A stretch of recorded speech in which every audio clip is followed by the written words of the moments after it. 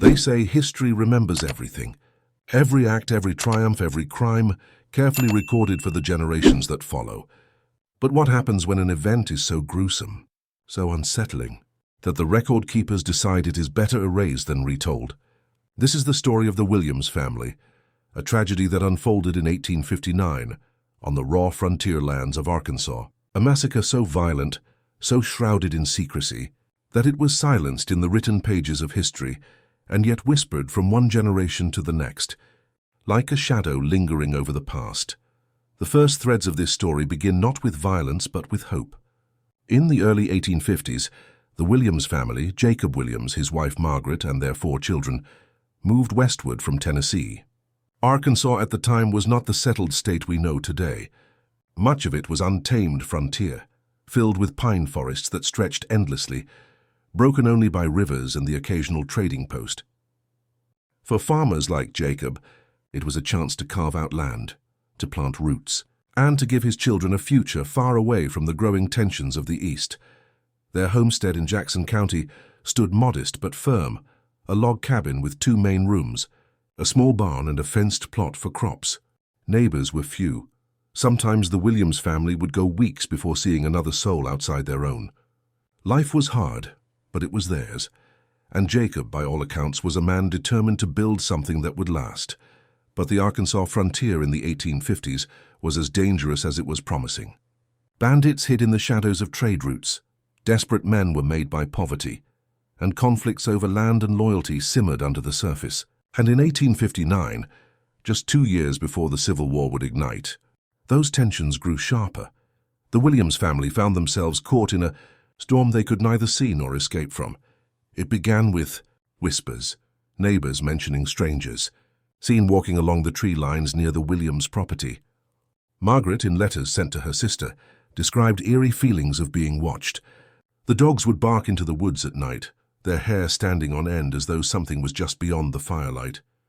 Jacob dismissed such fears at first, assuring his family that the noises and shadows were nothing more than wildlife. But deep inside he too felt it, an unsettling sense that danger was circling closer. The final days of the Williams family were pieced together from fragments, court records, old news clippings that mysteriously vanished from archives, and the hushed recollections of nearby settlers who swore to never forget what happened. What we do know is this: on a cold December evening of 1859, something or someone came to the Williams homestead, and by dawn, the entire family lay slaughtered. The brutality shocked even the roughened settlers of Arkansas. Some insisted it was the work of outlaws, hunting for food, weapons, or livestock. Others whispered it was personal, that Jacob had made enemies in town, perhaps over land disputes or unpaid debts. The details, however, were beyond a simple robbery. The cabin had been torn through violently, items smashed and scattered. The horses were left untouched. And the bodies. The bodies bore wounds that testified not simply to murder, but to rage, something more vicious than survival. And yet, curiously, official investigations seemed to vanish into thin air. Local authorities, justices of the peace, and even early newspapers that originally covered the case soon went silent. Reports were destroyed or buried, and before long the killing of the Williams family was relegated to nothing more than a rumor, too gruesome to record, too inconvenient to remember. Why? What reasons could erase an entire family's death from the annals of history? That is the puzzle this story must unfold. Because within the silences, within the gaps deliberately carved into history, lies the truth about what happened on that December night. Jacob Williams was not a man without connections. He traded within town, shared whiskey with neighbors, and carried secrets that, if exposed, could shake more than just his immediate surroundings. His family, bound to him by blood and circumstance, became the unwilling participants in a horror that would leave its mark long after they were gone. As the days turned to years, the land where the Williams homestead once stood grew into wilderness again. Travelers spoke of odd feelings there, of chills in the summer air, of uneasy silences. But this is not a tale of hauntings or superstition. This is about humanity at its most brutal, the violence men are capable of, and the strange will of history to forget what it cannot bear. The Williams family story survived only through word of mouth in Arkansas. farmers told their children. Their children told theirs. Versions changed, details blurred, but always, the core truth bled through. An entire family annihilated, their memory erased not by time but by choice. And now, over 160 years later, we open the pages that were never written to examine what others tried to bury forever. Step by step, we will retrace the lives of the Williams family, the seed of their downfall, the massacre itself, and the strange silence that followed. This is not an easy story to hear, but once uncovered, it demands to be remembered. This is the macabre massacre of the Williams family. Before we reach the night of horror itself, we must first understand the world in which the Williams family lived, and the quiet tensions rising in 1859 Arkansas, a land on the edge, a society at war with itself, and a family standing unknowingly at the heart of a darkness no one was prepared to face. To understand how the Williams family met such a grim fate in 1859, one must first step into the world they lived in. Arkansas, though officially a state for just 2 decades, remained rough, unsettled, and caught between two Americas. On the one hand, it was a state of promise, fertile soil, endless forests of oak and pine, and rivers that wound like veins of opportunity through the wilderness. But beneath the beauty lay the cracks of something darker: poverty, lawlessness, and tensions that would soon set the nation ablaze. Jackson County, where the Williams family settled, was sparsely populated. A scattering of farms dotted the rolling land, with neighbors living hours apart by horseback. Towns were little more than clusters of stores, blacksmith shops, and a courthouse or church. Roads were rutted trails, sometimes impassable after heavy rains. For Jacob Williams, hard work defined survival. Every day was a battle against nature itself, clearing land, planting, mending, and enduring seasons that could give in abundance or take everything away. But beyond the hardships of frontier life, and there was another layer of unease in 1859. Arkansas was a slave-holding state, tied deeply to the southern economy, yet it was also divided. Many in the northern parts of the state leaned less on plantations and more toward small farming, creating a cultural friction that worsened as the national debate over slavery intensified. In taverns and town squares, men argued not just about crops or livestock, but about loyalty, politics, and survival. Jacob Williams was no politician, but like most men of his time, he could not escape the climate of distrust. Rumors spread constantly about thieves posing as preachers, about abolitionist spies sneaking across the Southeast, about secession and war. It was a world on edge, a community waiting for the inevitable spark. And in such an environment, suspicion of outsiders ran deep. The Williams family, while hard-working and respected by some, carried shadows of their own. Jacob was known to have a stubborn streak. He fought hard for land rights, pushing boundaries against neighboring claims. He was not afraid to accuse men of cheating him in trade, and his outbursts in local dealings earned him a reputation for temper. Margaret, by contrast, was quiet, often described as kind-hearted, but she too noticed how swiftly Jacob's quarrels could escalate. And in a region where grudges lasted, this temper would draw dangerous attention. The children, John, the eldest at 17, Mary just 14, Samuel 10, and the youngest, Grace, only 6, lived the mixed life of rural children, both burdened by chores and blessed with the freedom of endless woods and wide fields. They were raised strong and disciplined, their future tied directly to what their father could provide. Neighbors recalled hearing their laughter carry across the fields in summer, and in winter, the sight of smoke curling from their chimney as Margaret cooked by firelight. And yet, despite this picture of a hard-working family, tension had already begun to creep into their lives by the fall of 1859. In August, Jacob was said to have returned from town with a bruised face after a heated dispute over a livestock trade. Though he dismissed it to Margaret as nothing but words, witnesses told a different story. Jacob threatened a rival, swearing that if wronged again, he would see the man paid back in blood. Only weeks later, Margaret confided in her letters that strangers were being seen along the timberline of their property. One of the farmhands, a boy who sometimes helped Jacob in the harvest, claimed he saw 3 men on horseback surveying the Williams cabin from the ridge at dusk. When Jacob was told, his jaw tightened, but he said nothing. Instead, he began double-checking the locks on the barn, and he warned his son John to keep the rifle close at hand. Neighbors, too, felt the rising unease. Just miles from the Williams homestead, another farmer lost cattle under suspicious circumstances. A trading post was robbed, stripped clean overnight. Some whispered that bands of outlaws, displaced drifters and deserters from across state lines were making the woods unsafe. Others speculated darker motives, that opportunists saw small farming families like the Williamses as easy targets, not for food, but for destruction. But Jacob Williams did not scare easily. He had crossed state lines with little more than a wagon and iron tools, and he was determined to hold what he had built.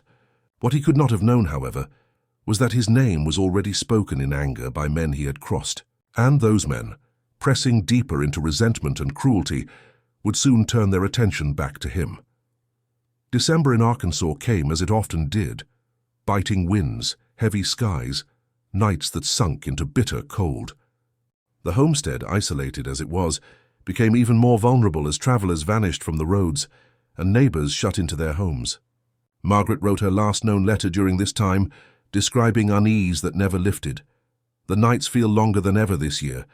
I hear things in the trees. Noises that cannot be only the animals. The children are frightened, though Jacob tells them not to be. Still I pray, for some shadow seems to linger near. And I feel we are not safe. What Margaret feared would soon come true. On the days leading up to the massacre, neighbors swore they heard strange noises drifting from the Williams property. A dog's bark, cut short as if silenced, a cow baying in distress. Yet when one man ventured past during the day, he described nothing unusual, except that Jacob appeared weary. His shotgun leaned against the doorframe. The man looked like he hadn't slept in days, the neighbor later said. And then on a night in late December, the shadow that had circled them for months stepped through their door. We do not yet reach the full horror of that moment, for to understand it clearly, you must first know what happened after. What was found inside the cabin the morning after would shock everyone who saw it and sear itself permanently into those who lived to tell. But before the massacre itself, we must pause once more. We must look to the men who were said to be circling the Williams family, the possible culprits, whose motives ranged from robbery to vengeance. For in every tragedy as savage as this, there lies the question of who. And without that answer, history becomes more shadow than fact. The Williams family would not live to see another sunrise, but their killers would, at least long enough to leave behind a trail that tells us more than the silence of burned records ever could. Every tragedy has an origin, and the massacre of the Williams family would not be an exception. If Jacob Williams and his kin were the victims, then the question that haunted settlers for years after was simple. Who were the men that moved in the shadows around their property, and why were they driven to such savagery? Arkansas in 1859 was a land that bred desperate men. The Civil War had not yet erupted, but the state was already fractured, with loyalties pulling in opposite directions. Outlaws and drifters found sanctuary in its forests, their names rarely written, yet often spoken in hushed tones around fires at night. Among these men, survivors whispered of a small band that had been drifting through Jackson County in the months before the attack. 3 figures who stalked the edges of the Williams homestead. The first was known only as Clay. He was a man in his 40s, with a rough frame, scars across his face, and a history that stretched across Arkansas and Missouri. Clay had been a sharecropper once, but after accusations of theft and a brawl that ended in bloodshed, he vanished into the woods, re-emerging years later as something darker, part outlaw, part mercenary, a man who had no ties save to violence. The second was a younger man, Joseph Turner.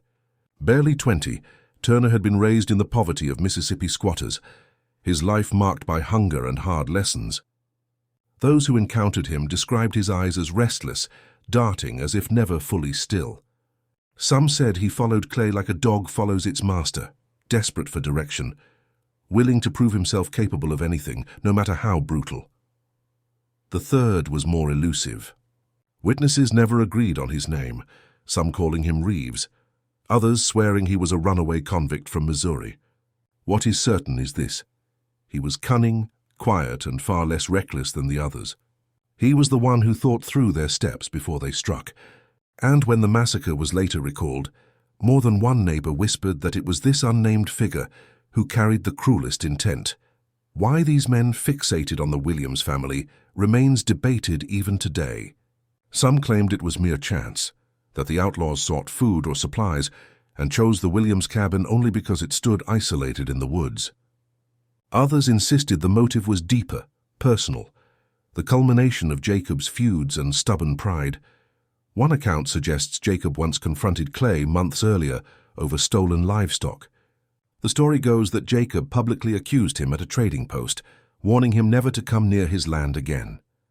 For a man like Clay, survival thrived on intimidation and respect. To be called a thief openly, before other men in town, was an insult he would not forgive. Another story points to debts. Jacob, though hardworking, had struggled through poor harvests in 1857 and 1858. Some say he owed money to merchants, even to men tied with rougher circles. If true, the Williams homestead may have become a target not simply for theft, but as an example, a warning written in blood. Yet a third theory, one that local whispers carried for decades, was that the Williams family was caught in something much larger. In late 1859, bands of men roamed the borderlands as tensions over slavery and land ownership grew violent. Radical militia factions were rumored to be organizing even before the war, targeting individuals they deemed traitors or liabilities. Could Jacob have crossed paths with such groups, perhaps without even knowing it? Could the massacre of his family have been a message meant for others?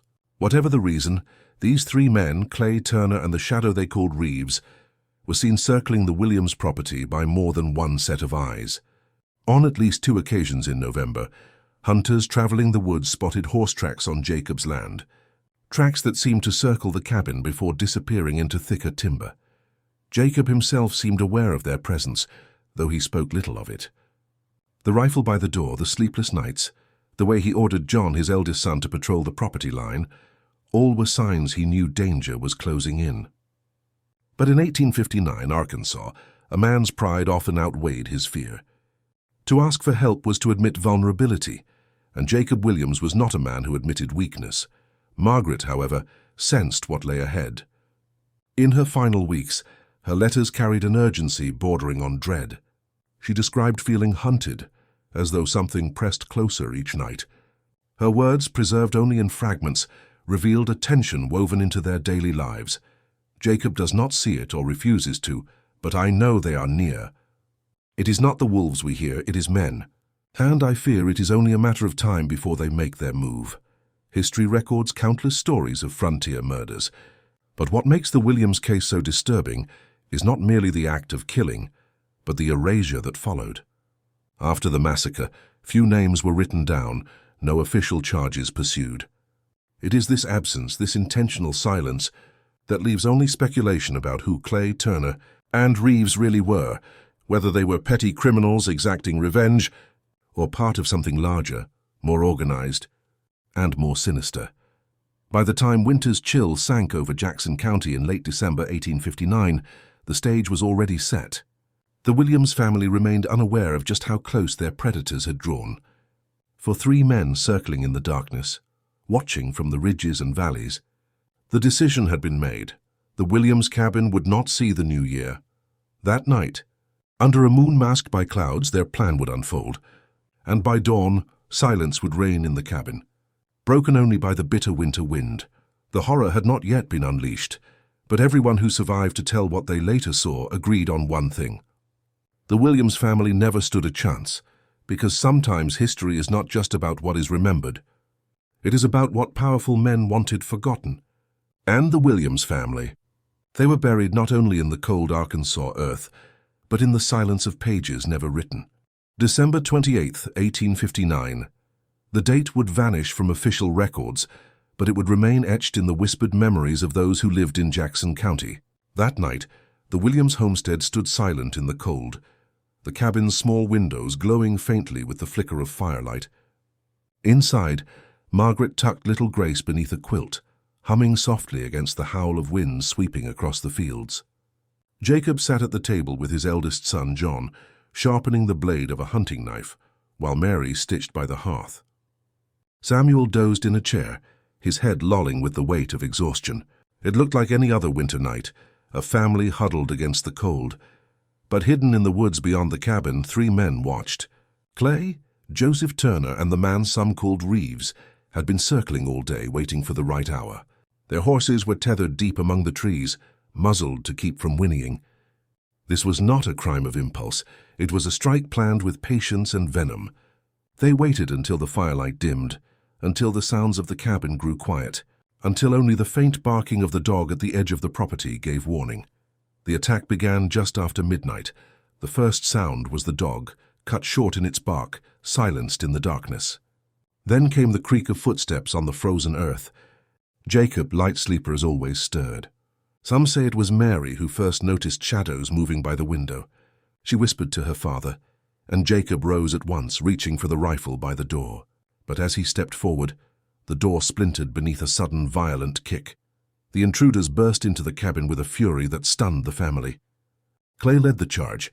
A pistol raised, his scarred face twisted by the glow of firelight. Turner followed, wielding an axe handle like a club, while Reeves slipped in behind, calm and cold, carrying a knife meant for slaughter. Chaos erupted. Jacob fired his rifle in panic, the sound deafening within the small cabin. The shot missed, striking wood, splintering the wall. Before he could reload, Clay was on him.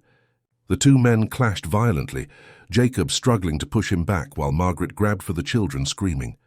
Turner struck John, the eldest son, across the temple with a crushing blow, sending him collapsing to the floor.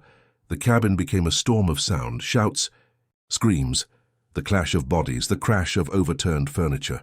Mary tried to help her father, clutching a fire iron, but Reeves seized her by the hair, dragging her across the floor with merciless force.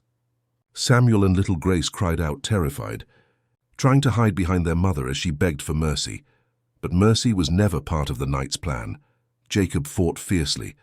But Clay, stronger and driven by hate, overwhelmed him. Struck down, Jacob collapsed, bleeding beside the hearth.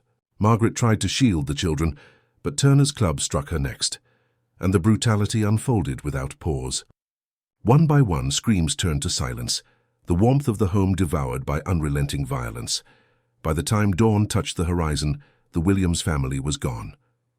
Bodies lay scattered across the cabin floor, a scene so horrifying that even hardened neighbors, when they came upon it, could scarcely describe what they saw. Jacob's body bore multiple wounds, his face unrecognizable from blows. Margaret lay slumped with her arms outstretched toward her children, as though even in death she had tried to shield them. The children themselves, John, Mary, Samuel, and Grace, had been killed with such merciless efficiency that even the most seasoned men of the frontier struggled to comprehend it. What made the crime even more chilling was what the killers left behind. Very little was taken. The horses remained. Tools, clothes, even food supplies sat untouched. There was no sign this had been theft, no evidence of hunger or desperation. This was not robbery. It was vengeance. It was slaughter. Neighbors who discovered the massacre the next morning were forever scarred. One man, whose name never made the final records, wept openly as he stood in the doorway. He later confided to others that he could never erase the image, the smell of blood in the frozen air, the eerie silence of a cabin that had once overflowed with children's laughter. It weren't men that did this, he said. It were devils wearing men's skins. Word spread quickly, though not far beyond the county. Anger swept through the small community. Men gathered rifles, forming posses to track the killers, following horse tracks deep into the woods. For days they searched, but the trails vanished. The men responsible were ghosts of the forest, slipping farther from reach with each mile. Yet almost as suddenly as the fury began, it ended. Notes from local authorities, once briefly kept, disappeared. Early newspaper accounts that dared to describe the massacre were withdrawn or edited, entire columns cut from circulation. Within weeks, the story was silenced. Settlers spoke of it in hushed voices, but the official word was little more than rumors. Why?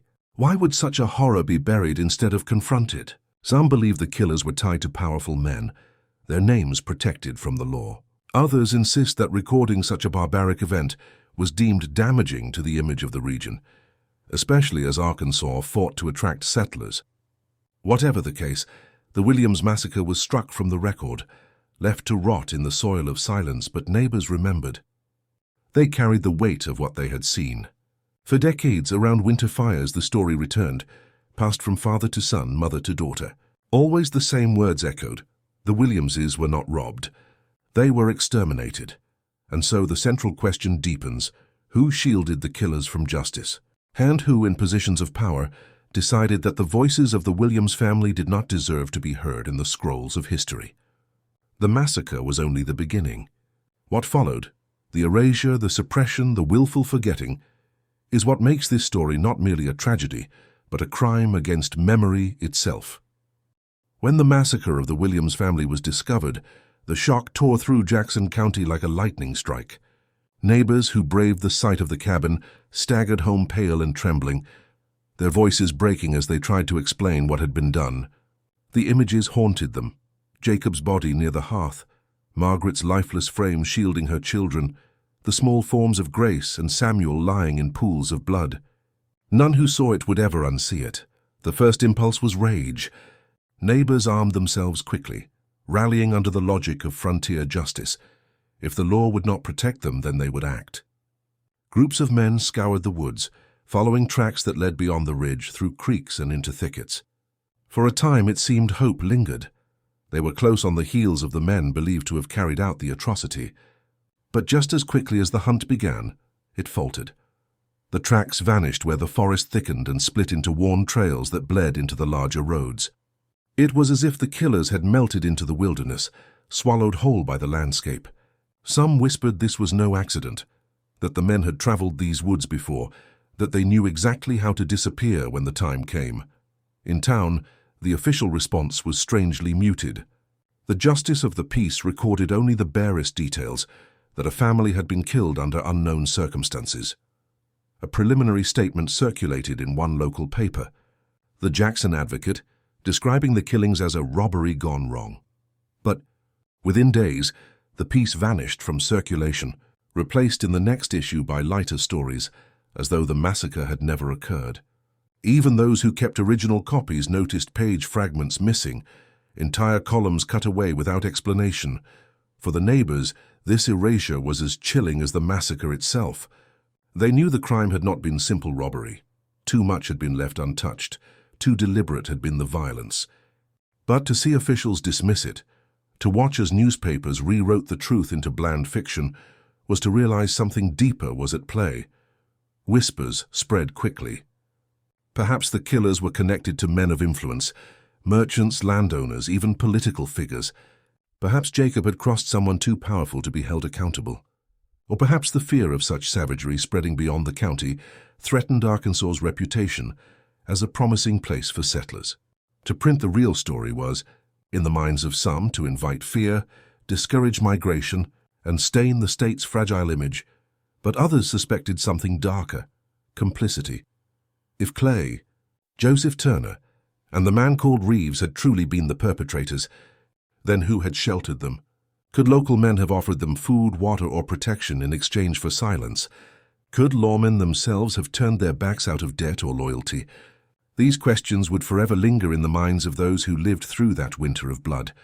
Yet for Margaret's sister, living miles away, the silence was worse than the suspicion.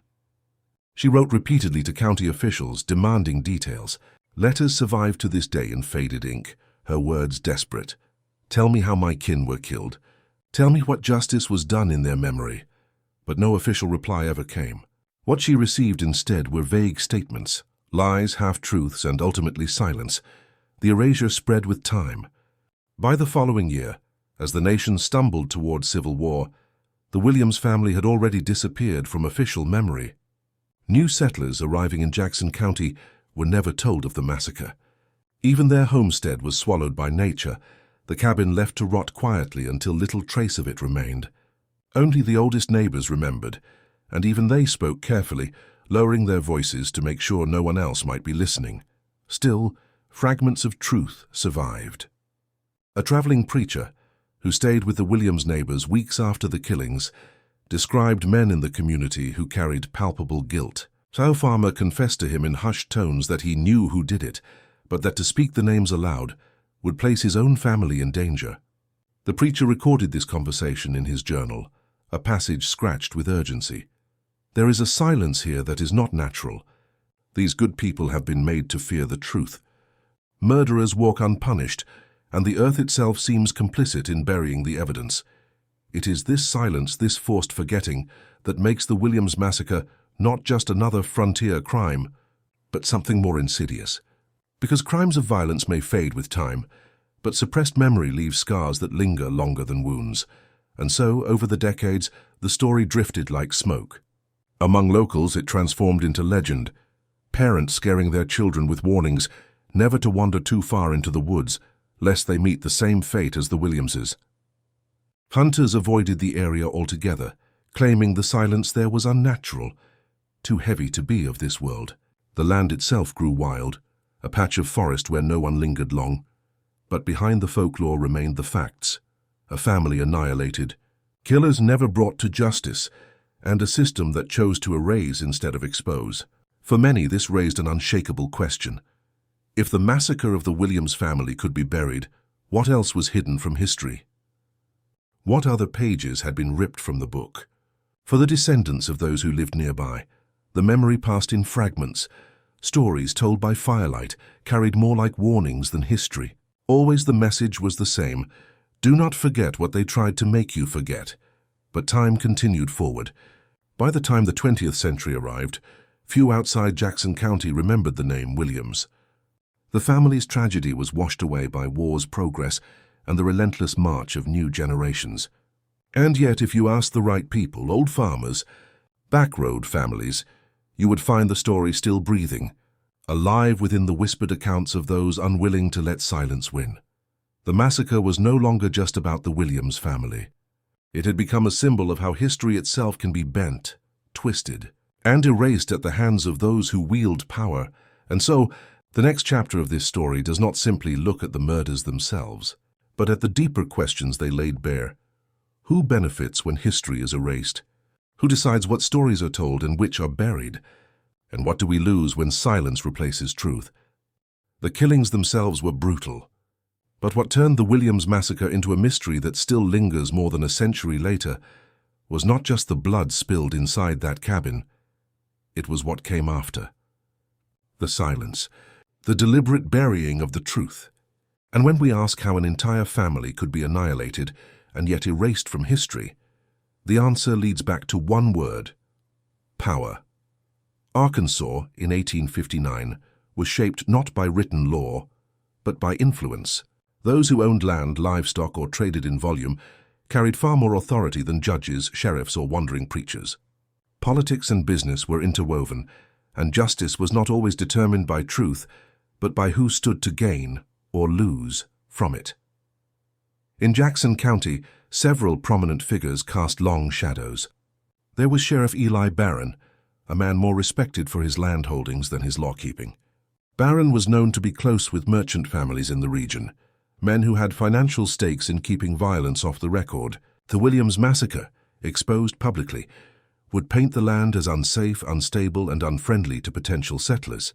For Barron and his peers, silence was more profitable than the pursuit of killers. Then there were the merchants, men whose ledgers bound the farmers of Jackson County in webs of debt. Jacob Williams was one of these debtors. His harvests in the late 1850s had struggled, forcing him to rely on borrowed supplies, seed, tools, credit at the general store. Some whispered his debts had placed him in conflict with those who owned his contracts. If Jacob had threatened them, exposed them, or clashed too loudly, then allowing his killers to escape might not have seemed like defeat, it might have seemed like convenience. At the same time, the political tensions of the late 1850s grew difficult to ignore. Arkansas teetered between Union and Confederacy, its people torn by loyalties that foreshadowed the war to come. Communities were suspicious, restless, and ready to consume rumors of abolitionist spies, Union sympathizers, or agitators sent to stir conflict. Some historians argue that Jacob himself may have been accused, falsely or not, of sympathizing with the wrong side. If true, then labeling his slaughter as criminal revenge rather than political retribution served the interests of local elites, who wanted no part of drawing attention to fractures in their community. But perhaps the most unsettling aspect of the cover-up lies not only in who benefited, but in who feared. Ordinary settlers, Men who knew Jacob personally chose silence out of survival. To speak against those who held power was to risk your own safety, to risk your wife and children meeting the same fate. Better, they thought, to whisper quietly in family circles than to cry out for justice and draw unwanted eyes. This atmosphere created a chilling effect. The massacre was known but not spoken of, remembered but not recorded. It became a ghost story woven into the edge of memory. Still, fragments of resistance lived on. The traveling preacher, who chronicled the townsfolk's fear, did more than pass through. He later attempted to document the massacre in a regional newsletter circulated among churches. But when copies reached Jackson County, they were intercepted. Those who dared to read it faced a warning. Best leave the dead in peace or you'll join them. This environment left the Williams case in an eerie limbo. Some believed justice would never come because it had been strangled before it could breathe.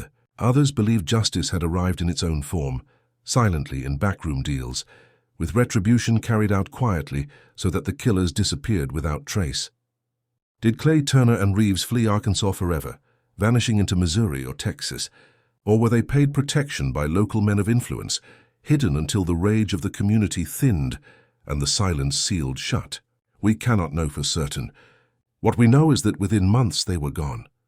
And in their absence, silence became law. But the very act of erasure left clues of its own. When newspapers refused to print the truth, when court records omitted entire events, when neighbors glanced over their shoulders before speaking a single word, it became clear that what had happened to the Williams family was more than a crime. It was a stain that powerful men demanded be hidden, and what do men fear if not truth? The legacy of that silence shapes how this story reaches us today. We are not reading from crisp archives or detailed depositions. We are piecing together whispers, fragments, and oral testimonies that survived the efforts of erasure. It is the people, the neighbors, the witnesses, the descendants whose refusal to fully forget has kept the Williams name alive, even as the world around them tried to bury it.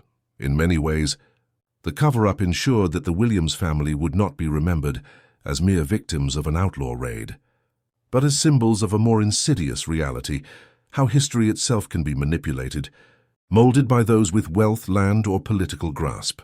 And that perhaps is why this story resonates even today, because if one family could be wiped from the record in the name of profit or protection, how many more stories lie untold beneath the weight of silence? What other tragedies never saw the page, erased before the ink could dry? The erasure of the Williams massacre was not just an attempt to bury blood, it was an attempt to control memory. When an event is erased from official records, it often lingers in fragments, in the margins of diaries, in the whispered words of neighbors, in the stories passed through family lines. Such was the fate of the Williams massacre. It lived not in history books, but in scattered pieces of memory pieced together like shards of broken glass. The first fragments came from Margaret's letters. Though many were lost, a handful survived in the belongings of her sister. Written in fading ink, smudged from years of handling, they tell the story of a woman increasingly aware of danger. Closing in, I know Jacob tries to be strong, but even he cannot pretend not to hear them. The woods are not empty. Men move there. I pray each night that we may see the sun again in peace. Her words strike with foresight, the terror of knowing something waits just beyond sight, and the helplessness of not being believed. Historians who have studied these fragments argue they prove the attack was not random, but expected. Margaret saw the shadow before it fell. Then there were the testimonies of neighbors. Oral histories passed from father to son, from mother to daughter, kept the memory alive even when officials would not. One account describes a man named Elijah Boone, who claimed to have helped carry the Williams bodies from the cabin to shallow graves nearby. According to his great-grandson, Elijah never forgot the sight of 6-year-old Grace. She looked as though she was sleeping, except her hair was stiff with blood. He swore he never set foot near that patch of land again. Another account comes from a trader who claimed to know the names of the killers, whispered to him at a campfire by men too afraid to speak loudly. He was told that Clay and Turner were spotted days later heading west, laughing as though they had settled a score. When pressed for more detail, the trader would only shake his head and say, "The earth remembers what men try to forget." But perhaps the most compelling fragment comes from the journal of the traveling preacher mentioned earlier.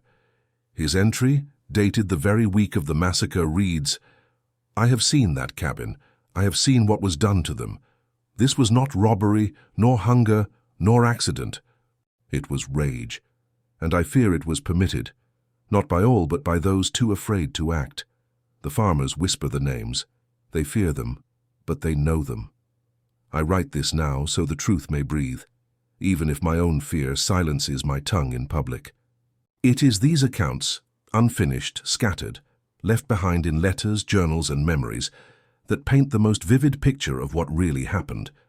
They remind us that history is not always in the books. Sometimes it is in the voices that refuse to die, even when forced underground. Generations later, stories of the massacre still passed through local families. Some spoke of hearing their grandparents retell the events with vivid images: the cold snap of December, the barking dogs, the firelight against splintering wood. Others spoke of mothers warning children never to play near the old Williams land. "Evil walks there still," they would say, though the evil was not of spirits, it was of men. Folklore began to mingle with truth, blurring the lines. In some tellings, Jacob rose to fight 3 men before falling under savage blows. In others, it was John, the eldest son, who nearly escaped before being dragged back inside. Details shifted with retelling, names grew jagged, but always the essence of the story remained unchanged. The Williamses died not by accident, but by deliberate human cruelty. And amid these tellings, an undercurrent ran through each. Someone tried to keep the story buried. Whether by fear, by power, or by conspiracy, the message was the same. Speak carefully, for the truth has enemies. Even in the 20th century, when historians sought written accounts of frontier killings, they found gaps. County records between 1858 and 1860, where notes of the massacre should have appeared, contained missing pages. Early surveys of settlements in Jackson County listed families that had moved, but the Williams name vanished without explanation, as though it had never existed. Only in family Bibles, in hand-scratched logs kept by farmers, did their name survive. The story endured only because neighbors refused to let silence win. From these fragments, one truth rises clearly. The Williams massacre was not forgotten by accident. It was forced into the shadows. And when truth is forced down, it does not disappear forever. It survives in whispers, waiting for someone to piece the fragments together. For the people who lived through it, telling the story became both a curse and a duty. Some carried nightmares of what they saw. Others carried guilt, that they had not acted sooner, not protected the family, not spoken louder, but all carried the belief that forgetting would be a second death. Forgetting would mean the killers truly won. And so here we are, more than a century and a half later, assembling the pieces of their story. Each fragment is a testimony, a voice calling across time, "Do not let them erase us." Because the Williams family was more than a massacre. They were people. Margaret writing letters in candlelight, Jacob sharpening his blade beside the fire, John on the edge of manhood, Mary with her sewing at the hearth, Samuel and Grace, the youngest, laughing with innocence too fragile for the world that awaited them. Their existence demands more than silence, and yet this brings us to the hardest question. Even knowing fragments, even piecing them together, can we ever know the full truth? Or has too much been lost to silence, too many pages burned, too many witnesses buried with their memories? What we do know is this: the Williams family story survived against the will of those who tried to erase them. And in that survival, in those fragments of truth, lies their defiance. Every tragedy leaves a mark, not only on the people who lived through it, but on the very land it touches. For Jackson County, the Williams homestead became such a mark, a place where the soil seemed heavy with memory, where silence hung longer than it should, and where even generations later, locals spoke of it in tones burdened with unease. After the massacre, the cabin stood untouched for months. Neighbors, though horrified by what had happened, could not bring themselves to dismantle it immediately. Some said entering the building felt unbearable. Others believed disturbing it would somehow wrong the dead further. The logs darkened under rain and frost, the door hanging broken from the night of the attack. Through shattered glass and splintered wood, the cabin stood as a grim monument to violence. Eventually, the structure began to rot. Roof timbers sagged, windows cracked further, weeds overtook the yard. But while time can soften scars, it never healed this one. Farmers who later worked nearby fields described unease when passing the property edge. Even horses, they claimed, shied away from approaching, their ears flattening as though detecting something unseen. These impressions soon gave rise to whispers. Though no one spoke of ghosts in public, it was a time when superstition was scorned among hard-working settlers. In private, families told their children not to play near the ruined homestead. Stories filtered down, always dressed in caution: "That place is cursed," or "Stay away if you value your peace." But in truth, the land was not cursed by spirits. It was cursed by memory. Everyone knew what had happened there. Everyone knew it had been silenced, smothered by officials and men of influence. And when memory is forced down, secrecy itself grows heavy, as though the earth itself insists on remembering what humans would rather forget. There are accounts of travelers who passed through Jackson County in the years after the killings. One described the Williams land from a distance, an open patch amid the woods, barren yet haunted not by specters, but by a feeling I could not shake. The trees stood stiller there, the air heavier. I asked a local farmer why the land lay unused, but he only shook his head and told me, "It isn't for sale, not here. Not ever." Even as decades passed, when new families moved into the county, the Williams property remained different. Some attempted to clear portions of it for crops, but none stayed long. A man named Robert Fitch tried one summer in the 1880s to plow the soil, but after a season, he abandoned the effort. His family later confessed that Robert had grown restless, complaining of sleepless nights and an oppressive atmosphere. He would wake drenched in sweat, claiming he heard things in the trees. The neighbors said little, but they nodded knowingly. Thus the land entered local legend, not for hauntings in the supernatural sense, but for the unease it carried as the site of brutal slaughter. Families treated it with avoidance, as one might treat an open wound left forever unhealed. When children asked why, parents would murmur enough of the story to frighten them into obedience, but never enough to give them the full truth. In this way, the land itself preserved the memory that history had tried to bury. Even into the 20th century, long after the original cabin had collapsed into ruin and grass had grown over the shallow graves, older locals would steer visitors away from that patch of earth. Some maps, drawn informally by farmers, bear marks or notes where the Williams land once stood. Handwritten scribbles read, "Do not cross," or "Old family killed here." Such words, though informal, carried the weight of oral tradition, the proof that the massacre was not forgotten by time, even if it was erased from the books. Modern historians who have studied this case often argue that land itself can be a kind of witness. Even without written records, the way people behave around a place reveals what cannot be said openly. The Williams homestead became exactly that, a witness carved into the soil, its silence speaking louder than words. For the people of Jackson County, avoiding the land was never about irrational fear. Deep down, every settler who passed it knew what had happened, even if they couldn't explain how they knew. The memory carried through their veins, embedded in their community's identity. And the unspoken truth was this: violence like that could happen again. Silence did not make them safe. It only proved how fragile safety was.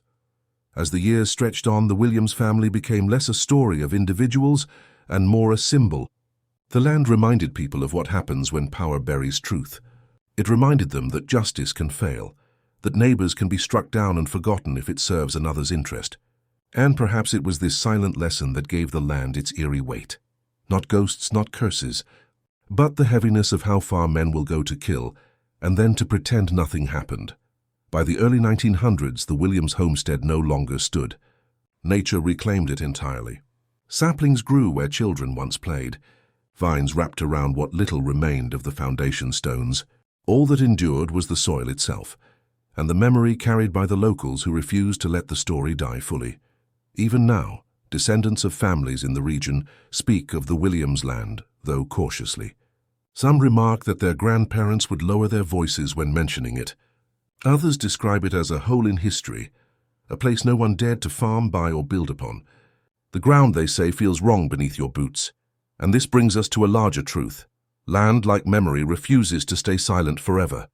When blood is spilled unjustly, when truth is buried, the earth itself resists forgetting. The Williams family may have been erased from official pages, but the place where they lived and died carried their story forward. Through whispers in Jackson County, through warnings to children, through the simple, unshakable feeling that something terrible lingered there. The massacre was silenced, but the land itself never stopped speaking. For decades, the Williams family remained a ghost in the margins of history. Their names absent from county records, their fate omitted from textbooks, their story carried only in the fragile memories of those who dared keep it alive. Yet silence is never eternal. Whisper long enough into the dark, and eventually someone will hear. By the early 20th century, the descendants of Jackson County settlers still carried pieces of the story. Around hearths and kitchen tables, children grew up hearing half-told memories of a family wronged, of a cabin drenched in blood, of men who walked free when they should have been judged. These whispers never traveled far, but they were never erased entirely. It was during the Great Depression that interest in the Williams massacre began to stir again. The federal government had launched programs to document local histories, sending writers into rural communities as part of the Works Progress Administration. In Arkansas, teams of interviewers collected stories from farmers, former slaves, and descendants of pioneer families. Among the tales of hardship and survival, one interviewer came across scattered mentions of the family no one wrote about, notes taken during these interviews, now archived in fading folders, record locals lowering their voices as they recalled the Williams name. One woman insisted, "It happened, but the papers never told it. My own granddaddy said he saw their place after. He said he never again had a good night's sleep." These remarks were cautious, clipped, as though even decades later, speaking too freely still carried danger. Small sparks of curiosity grew among researchers. A handful of regional historians, combing through Arkansas frontier history, stumbled across the gaps. County court logs missing from the winter of 1859, early newspapers with torn or cut pages, property surveys where the Williams family simply vanished without note of relocation. The gaps were too neat, too deliberate. Something had been removed, and where there are gaps, historians dig. Throughout the mid-20th century, local historians began piecing together oral testimonies, pairing them with scattered documents that had survived erasure. Margaret's surviving letters became a crucial link, preserved carefully through family lines before eventually reaching researchers determined to trace their context. The language she used, her fear of being watched, her unease at Jacob's temper, her warning of approaching danger, aligned perfectly with whispers of men circling the homestead. The preacher's journal surfaced as well, discovered in a collection of church documents decades after his death. Its blunt entry describing the massacre as rage, permitted by silence, reignited questions about how much the community had known and why nothing had been done. Together, these pieces pulled the massacre back into view. Yet even then, official historians remained reluctant to label it what it truly was, a crime covered by local elites. Some presented it as myth, a frontier legend exaggerated over time. Others wrote it off as a tragic accident with unclear details. It would take generations more for the weight of evidence to be reconsidered fully. But the locals never doubted. To them, the Williams massacre was not myth but memory. And memory does not fade, especially when carried as a warning. By the 1970s, researchers conducting oral history projects in Arkansas recorded elderly residents still speaking of the Williams family. One man, his voice shaking, recalled his grandmother's description. "She told me Margaret was still clutching the children when they found her. She swore the sheriff covered it up, said the men responsible had friends in town. That's why we never saw their names in print." Another woman said simply, "The Williams were left to vanish, but the land itself remembers." Such testimonies could not be ignored. By the late 20th century, the massacre was no longer merely a whisper of folklore. It grew into a subject of academic inquiry. Regional historians began publishing articles not about the Williams family themselves, but about the erasure, how the gaps in records corresponded precisely to the time and place of their deaths. Why were pages cut out of archives? Why did settlers speak of them if the official record claimed they had never existed. The silence, once so carefully crafted, had begun to unravel. And in unraveling, it revealed the uncomfortable truth: history is never neutral. Whoever controls the written word controls what survives and what disappears. The Williams family had been wiped from official memory because their story was inconvenient, disruptive, dangerous. Yet the persistence of whispers, the survival of letters and journals too overlooked to be destroyed, ensured their voices echoed long after their killers, their neighbors, and even their suppressors were gone. By the dawn of the 21st century, the Williams massacre resurfaced fully. Independent researchers, writers, and local historians began to reconstruct the event with as much detail as possible, threading together documents, oral accounts, and fragments from archives once meant to be buried. Though hard evidence remained incomplete, one fact stood unshakable. A family of 6 was brutally killed in Jackson County, Arkansas in December of 1859, and their story had been purposefully erased. Why? After so long does the story still unsettle? Because it proves how fragile truth is. It proves that even the most visceral human experiences, birth, love, tragedy, death, can be carved out of history if those with power have enough reason to suppress them. And yet it also proves the resilience of human memory, the way whispers refuse to die, the way fragments survive to challenge silence. The Williams family lived, suffered, and died. They were buried twice, once in the soil of Arkansas and once in the silence of history. But while the first burial was final, the second has been undone. Their story has risen again, not as a footnote, not as myth, but as a testimony. And as their memory returned, a heavier truth emerged. If the Williams family could be erased so thoroughly, then how many other families were struck down and forgotten in the same way? How many other massacres, injustices, and buried crimes lie hidden beneath the silence of records conveniently missing, stories never told? The Williams massacre is not only about one family. It is about us, about the history we inherit, the stories we are denied, and the truths that find their way back even after 160 years. The story of the Williams family is not only the story of a crime. It is the story of silence, of erasure, of the fragile line between memory and forgetting. On that December night in 1859, Jacob, Margaret, and their children were slaughtered inside the walls of their small Arkansas cabin. Their lives ended violently, their futures stolen with cold precision. That alone would be tragedy enough. But what elevates their story into something larger, something that resonates across generations, is what happened after. Their erasure. The massacre itself was horrific, but the deliberate suppression, the vanishing of records, the absence of justice, the refusal of the law to even write their names, was the second death of the Williams family. They were buried twice, once in the ground and once in history. The killers, believed to be Clay, Turner, and Reeves, walked free into the shadows, shielded by the power of silence. Sheriff Barron and others benefited. Landowners who sought to protect the state's reputation benefited, and merchants with debts tied to Jacob benefited. In the end, those who lived by control and profit decided that 6 murdered souls would not be worth the ink on paper, and for decades their decision held. But silence can only last so long before cracks form. And through those cracks, the fragments of truth began seeping out. Letters from Margaret, journals from a preacher, scattered testimonies of neighbors too haunted to keep quiet. Generation by generation, whispered stories took shape again. Folklore gave way to remembrance, oral history gave way to research, and what once was erased began to resurface, jagged but undeniable. The Williams family is remembered today not because officials chose to preserve them, but because ordinary people refused to forget. Farmers who whispered, families who passed down warnings, descendants who guarded old letters, researchers who scoured archives for fragments. Each of them carried a piece of the truth, and together they rebuilt the memory of a family denied its place in the written record. This is why their story matters.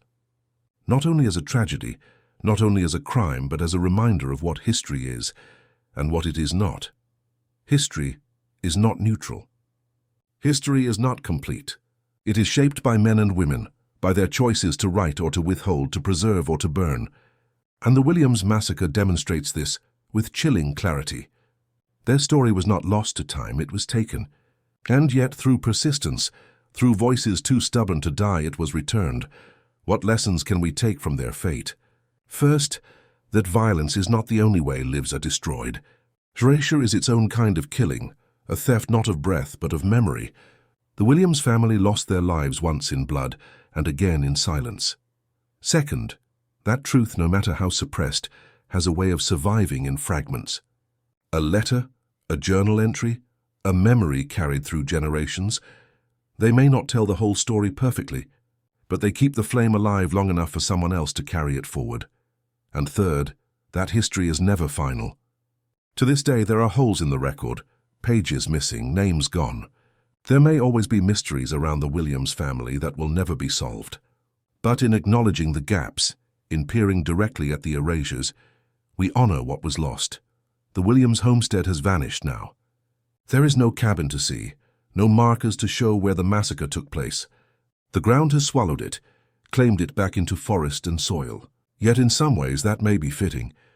The lack of monument means the family's legacy survives not in stone, but in remembrance itself, in the act of telling their story against the silence that tried to bury it.